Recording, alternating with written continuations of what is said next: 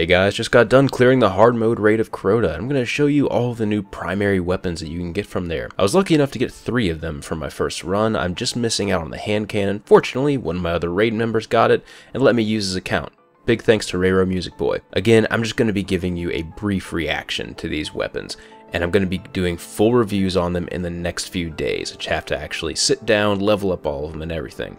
Let's get started. First up is Abyss Defiant. It's similar to the newer auto rifles that have higher rates of fire and lower impact. It has solar damage on it and the ability to choose between hip fire or focus fire. Choosing focus fire will probably be the best option since the low impact means it won't be doing much damage normally. The main raid ability of the gun is called LICH BANE, which causes the shots to sometimes disorient wizards. I really can't wait to finally hand it to the wizards after they've been just a pain in my ass for the past too many times I've been playing this game. They've ruined too many of my runs. They're finally going to get what's coming to them. The second tier perks do look a little subpar though on this gun, as perfect balance is pretty much the clear choice there. Overall though, the weapon handles pretty well right out of the box. The recoil is a little bit high. If you're a fan of the faster rate of fire auto rifles, then you'll probably enjoy this weapon. Look for it as a reward from the bridge encounter in the raid. The second weapon is Oversoul's Edict. This pulse rifle is alarmingly good. Usually high rate of fire, low impact pulse rifles are easy to just cast aside, but this one handles just really smooth. The fire rate is really responsive and allows for easy, quick follow-up shots. It does arc damage and has full auto as its first perk. Its main raid perk will allow the bullets to over-penetrate night walls of darkness. While this won't come into hand a lot during the raid, I can see it being useful in the other strikes. The second tier perks are pretty decent as well, with Field Scout and Fitted Stock looking like the choice one will have to make. The stability is pretty high on it, so more rounds in the mag might just be the best choice of action.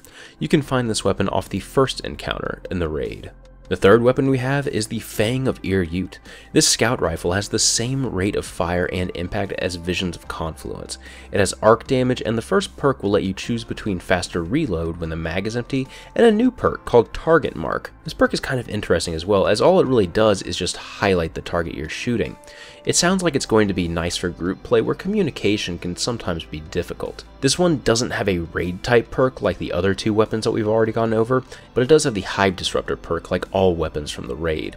It does feature Third Eye in the place of a Hive type damage perk though, so you'll be able to see your radar when you're aiming down sights. The tier 2 perks are between high caliber rounds, perfect balance, and Field Scout. All of these allow for decent amounts of customization.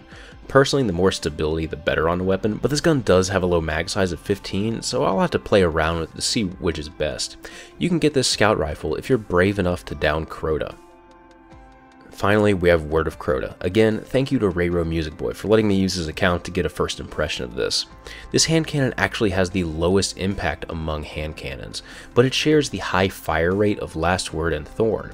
It has void damage, and the first upgrade perk is Zen Moment, which will further increase the already very high stability. Again, like the scout rifle, this weapon lacks a hive type perk on it, but it has a perk similar to the sniper rifle Black Hammer. If you land 3 rapid precision shots on an enemy, it will put 1 round back in the mag. If my math is correct and you never actually miss a precision shot, that's the equivalent of having 17 rounds in the magazine. That's pretty high for a hand cannon. Hopefully the Hive Disruptor perk won't mess with this though. The second tier perks allow for a great deal of customization as well. You have Speed Reload, Hammer Forge, I'll probably go for this one since the range is kind of low on the weapon, and the ever popular Explosive Rounds.